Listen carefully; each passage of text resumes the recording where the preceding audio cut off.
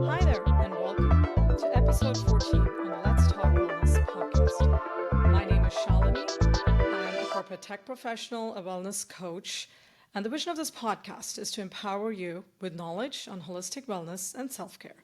Today, I'm very excited to welcome Libby Supan, and the topic is understanding food freedom.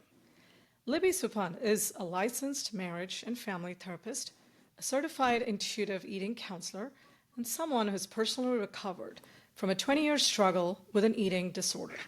Her personal journey fuels her deep passion for helping others in their own recovery. Libby runs a therapy and coaching practice specializing in supporting individuals who are exhausted from obsessing over food and body image.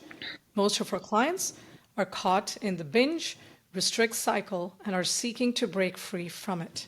She is dedicated to guiding as many people as possible towards intuitive eating and a life of true food freedom. Welcome, Libby, and thank you so much for being here. Thank you so much, Joel. I'm so excited to be here. Thank you for having me.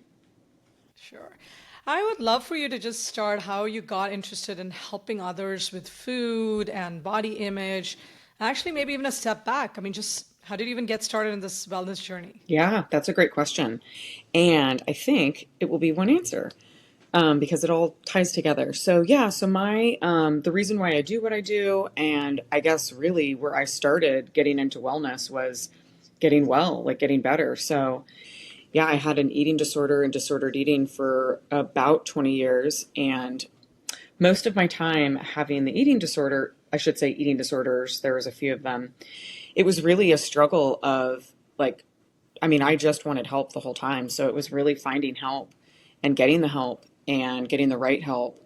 And I just always promised myself that, like, if and when I get better, I have to do this and I have to help others.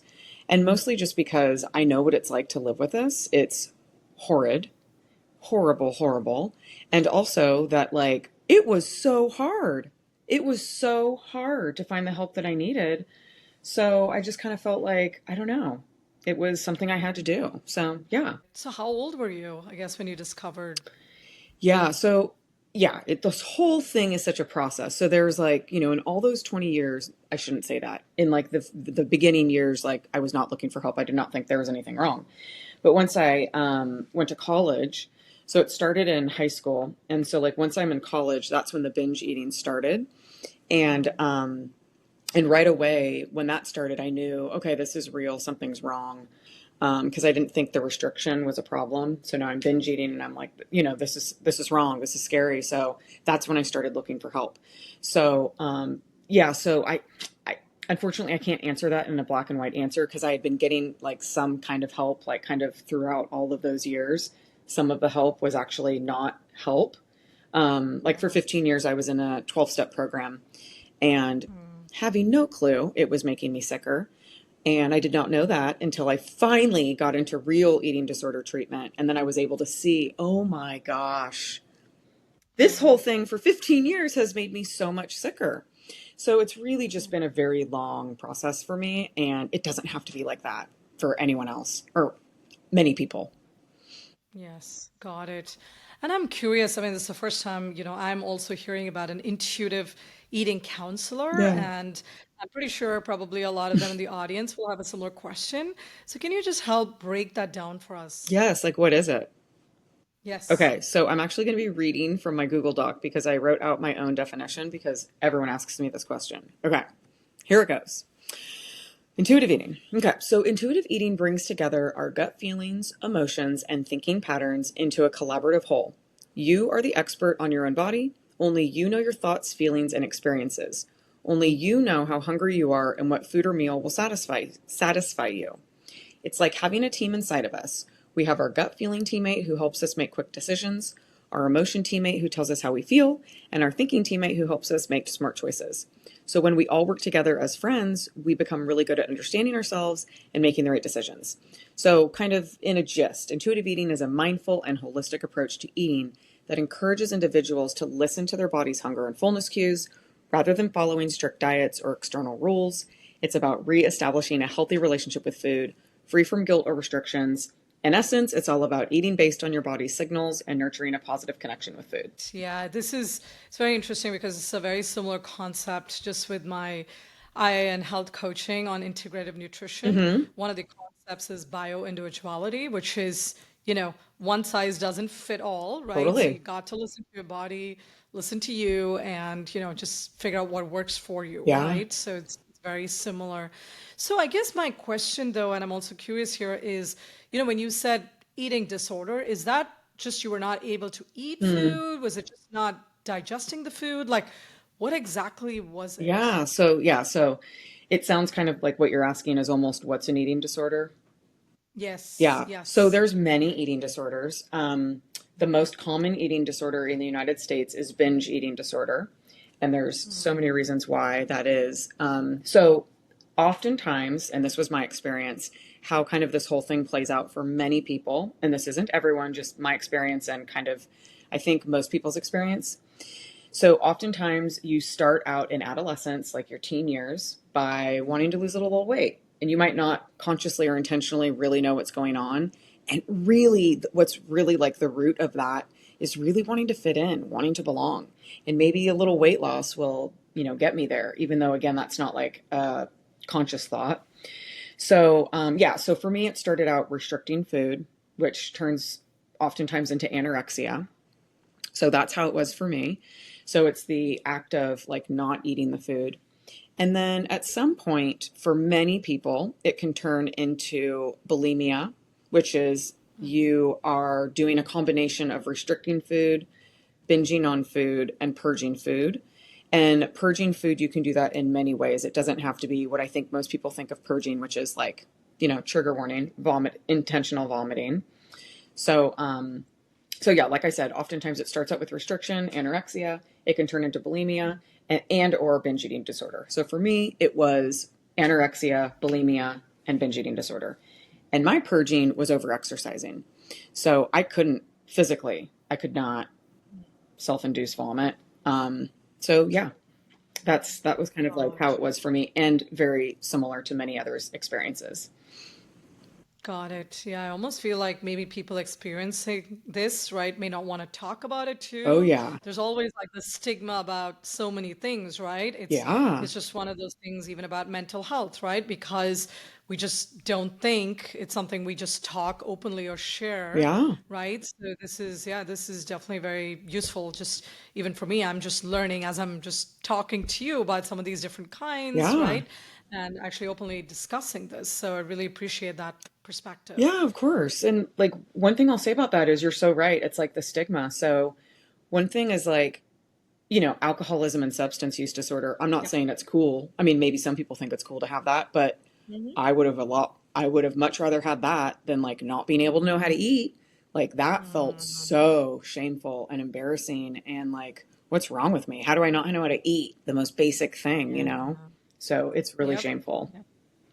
Gotcha. So I'm also curious with the clients, right, that you consult.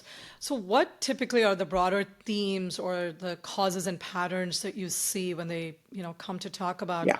food-related disorders? Yeah. So there's so many different factors. It's kind of like Hmm. I'll think of it as like ingredients in a cake, right? So you have all these different types of cakes, and all the cakes have like flour, let's say, but maybe there's Hmm. strawberry in this one, chocolate in this one.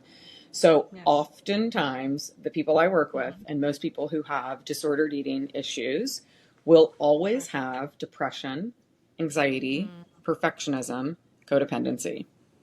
Those are usually the like I've never worked with a disordered eating person that didn't have those four things going on.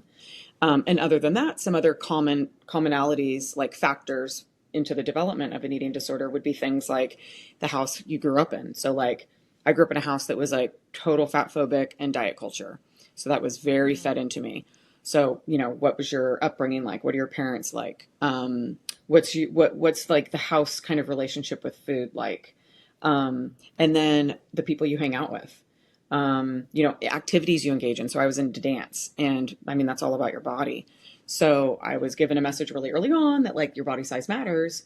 So like sports, athletics, gymnastics, cheerleading, dance. Um, yeah, a lot of times, people that have disordered eating, eating disorders are kind of this idea of what's called like the good girl. So they're the person that kind of like, maybe a little bit invisible, gets straight A's, Yeah. doesn't really cause a fuss. Maybe they're like the good kid in the family. Parents don't necessarily think they need to pay attention to that kid because they're doing so well. Um, that's a stereotype for sure, but that can be pretty Yes. common. Okay. So those are, I'm assuming, some of the typical clients that you see Yeah, who come to you and they have a lot of other symptoms. And again, I think to your point, you're looking at this from a holistic perspective because there's right. so many other factors, right, that Yes, contribute to food. I mean, although it's a food like a disorder, but there are 10 other things contributing to that. right, right. Yeah, and sorry, to go back to your question, there's also other eating disorders, but those are the three most common, like bulimia, binge eating disorder, Yeah. anorexia. Got it. Got it. And typically, what are the age groups of, some of the clients that come to you? Yeah. So, like every clinician is different. I work with adolescents up to like I've had an 80-year-old client. Um, so I would say, typically speaking, and this is just my experience, people that reach out to me are parents of teens, usually seventh, eighth grade, high school years. So I work with like quite a bit of teenagers. And then I'll say, you know, it depends. So I get a lot of like young 20-year-olds, they might be in college struggling. It's like for the first time they're on their own and they're struggling in their relationship. And oh my gosh, this food thing is like, actually, now I need to look at it.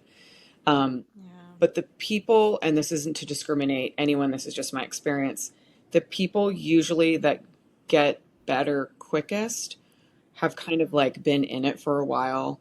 They might be like mid 30s, 40s usually, and they're done, and they're like, I'll do the work, I'll do whatever it takes, just like get me out of this hell. Got it. Yeah. Okay. Yeah, I would love to hear, some practical tips, right, on how to break this cycle of binge eating Yeah. and how does one prioritize healthy eating? Yes. Okay. So this is a good question. So the very first place you start with binge eating is food. So food is like kind of, I'm not saying it's easy, but like the simplest way to start because there's so many factors in all of it that are like often like you can think of it as like out of your control. So you have like these beliefs, these thoughts, these feelings, you have your environments, you have relationships, and you have food. So food's like, okay, like that's the like thing we can control the most. And I don't even like to use the word control. But so what we first do is we make sure you are eating adequately, consistently, and appropriately. Eating enough food. And most people are not eating enough food. So a lot of people that start working with me are so conditioned to being on diet after diet after diet. They truly, and this was me too, like do not know where to start. They don't even know what to eat anymore because they don't even know what they like. Like I was so conditioned to eating like protein shakes and like oatmeal and egg whites every day. Like I didn't even know what I liked anymore. So it's like, okay, we start slow. So I will always say, if you don't know where to start, let's start with 3 meals and 3 snacks every day and just go slow. And the cool thing and hard thing about intuitive eating is it's about you. I can't tell you what or how to eat, but we can talk about it and like figure it out together for you. So yeah, it's Yep. always starting with the food piece. Got it. I know binge eating. I mean, gosh, I'm just thinking about the things that I binge eat on, but I guess I'm just curious how do people, if they want to build a sustainable good eating habit, Yeah. right? Or healthy eating, how do they work on that sustainability? Because I feel like that's so important just with everything, right? Yeah. Whether that's exercise, food, it's like you can have all these fad diets in and out, but like, how do you sustain something? Yeah. So I think there's like just a few kind of basic concepts. And when I say basic, that's not to say it's easy because I don't think any of this is easy. I think it can be basic and simple. So I would say things like I said before, so making sure you're eating adequately. Like don't let yourself get hungry. I mean, of course it's okay to feel hungry, but especially in the beginning, like don't let yourself get too hungry. That's just a setup to like engage in a binge. So eating enough throughout the day, enough times throughout the day, not eliminating any food groups unless you are truly allergic or have a food intolerance. Do not eliminate food groups because what happens when we do that? is when you tell yourself, like, oh, I don't eat sugar, that's really bad for me. What you're doing is you're actually putting power in that thing. So, like, I'm giving all this power to the donut, and I'm trying, like, I'm thinking I'm doing the opposite by saying you can't eat that. But as long as I'm saying you can't eat that, I'm actually kind of like bringing it up on this pedestal. My hand looks so large in that image. Anyways, putting it up on this pedestal, and then it's up here and Yeah. it's really shiny. And then it's like, oh my God, you can't eat the donut. You can't eat the donut. But what if I have a bite? And then I'm like, F it, I'm going to eat the whole dozen. So, yeah, so don't eliminate food groups, really. Eat enough throughout the day. And I guess like another big thing is like take a breath. Take a breath. Like check in with yourself. Like, is this what I want to eat? Will this taste good? Will this feel good in my body? Like, what do you taste? It's just slowing down. And I'm saying this like I'm looking at myself in the camera like I'm talking to myself too, because I think we live in a Yeah. society where it's just like fast, fast, go, go, go. Yes, that's true, actually. I mean, it's interesting. I'd read some article somewhere, right, where, gosh, you chew every, a small spoon of your food for a couple of minutes. I know that's so hard, but when you do that, you're actually mindfully eating. So you're also not just shoving stuff into your body, Right. right? So, and I feel like, yes, I mean, to your point, it's just take a breath, enjoy what you're eating, but also be mindful. Yeah. And what I'm hearing is also a variety of food groups, right? So you're not like just, obviously, you don't want to be high on only sugar, Right. right? I mean, you got to be eating more protein or, Hmm. so that you're at least feeling full for a longer period of time and you're not binge eating, Right. right? So I feel like there's just so many things here that are related, Yeah. right? So got it. And I mean, I love your website where it says finding food freedom. So what's your thought process behind those words and what message do you want to, convey to the audience? Yeah. So when I think of it, first, I did not come up with the term. I wish I would have, but I didn't. So when you have disordered eating, when you have an eating disorder, when you have any kind of unhealthy eating patterns, it can really feel like you are trapped, like you are in jail.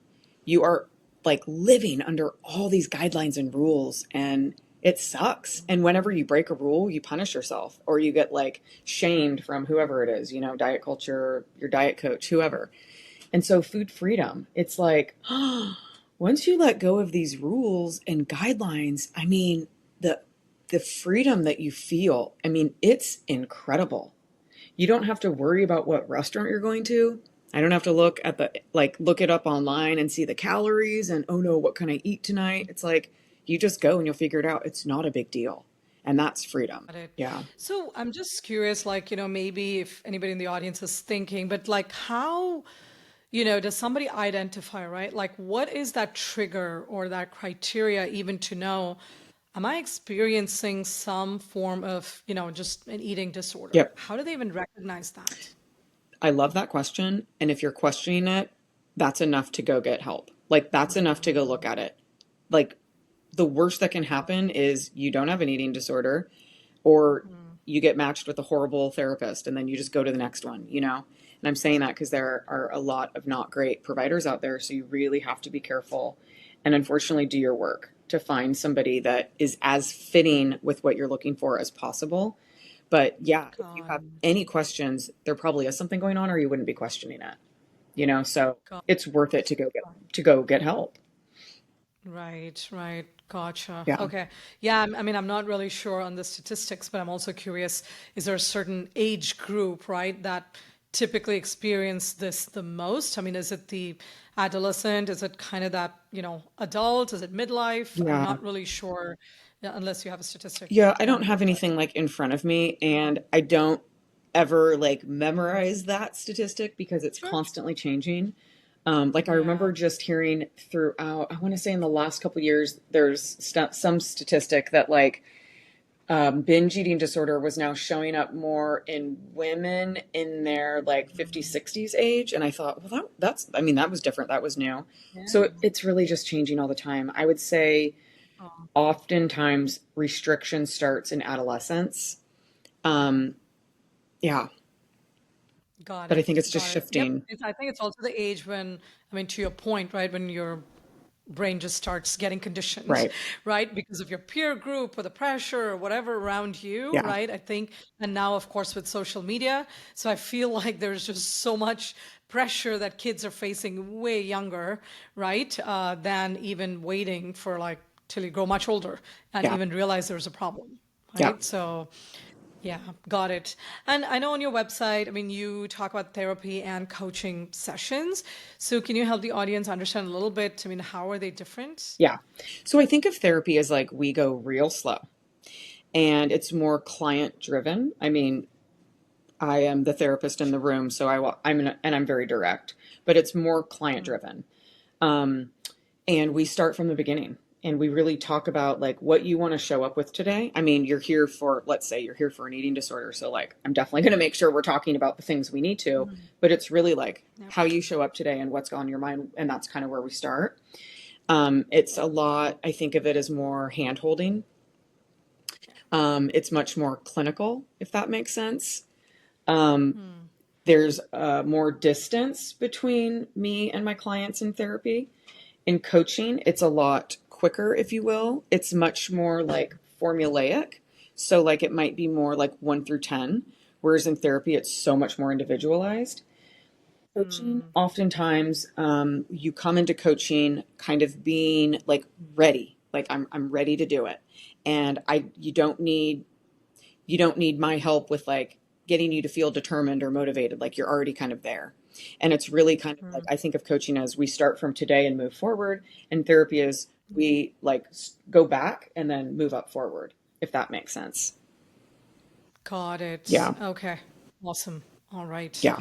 Perfect. And do you also do, virtual sessions? I'm assuming you do that and in person, both. Yeah. So I'm virtual only. So I don't see people in person anymore, Oh, okay. at least right now. Okay. So yeah, everything I do is Got virtual. As a therapist, I can work with you if you live in California. And as a coach, you can live anywhere in the world. Got it. Got it. Perfect. Yeah. Awesome. Thank you so much, Libby. I mean, I learned a ton about, just intuiting eating and just eating disorders because this is definitely a topic I had never really explored much. So I really appreciate you sharing all of this knowledge here today. And do you want to share how the audience can reach out to you, your social media or other Yeah. channels? Yeah. Thank you so much, Shal. I've loved being here today. Yeah. So I would say like 3 things. So one, you can always go to my website. It's just libbysupan.com. All of my social media handles are the same. It's Food Freedom with Libby. And then I'll give you a link to a free training that you can put in the show notes if you want. Yeah, so it's a free training. Anyone can watch it. It's about 30 minutes long. It's a presentation. But yeah, Food Freedom with Libby. And yeah, that's about it. Awesome. Great. Thank you so much. I really appreciate